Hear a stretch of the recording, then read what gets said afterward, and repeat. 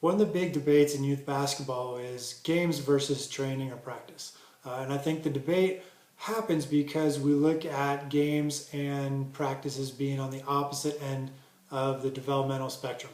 So games are performance environment, and practice is the development or the instructional or the learning environment. Instead, with youth basketball, we should look at games as an extension of the learning environment. So, if I have one or two practices per week and then I play one or two games on the weekend, what I do in practice should fuel what I'm doing in my subsequent games, both as a coach, as a team, and as individual players. So if, we work on new dribble moves with players during practice, in a game, I want to encourage players to look for opportunities where they can use those dribble moves in the game. Then the game becomes part of the learning environment, becomes part of or an extension of the practice.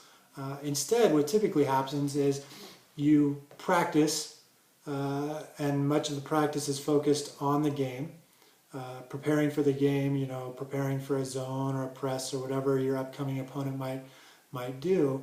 And then once we get in a game, players are discouraged, whether implicitly or explicitly, from experimenting or trying new things or trying things that they haven't, 100% perfected. I know when I was young, on my school teams, our games were definitely a performance environment. I rarely ever tried anything new. I rarely shot even on my school teams because several of my coaches that I had would take me out of the games if I missed, let's say, a three-pointer. If I missed it, I'd get taken out of the game, so I just stopped shooting. Okay, but then I played in some summer leagues, and one of them in particular, it was all games. We never practiced at all, but the coach told me and encouraged me, and even took me out of one game to get me to do new things, to try new things, to shoot more, to penetrate more. And so I really developed through these games because I was now trying new things. I was expanding my skills. I was exploring, all within a game environment where I had a live defensive player to try it against, and I had different teammates, that I had to learn to adjust to and adapt to.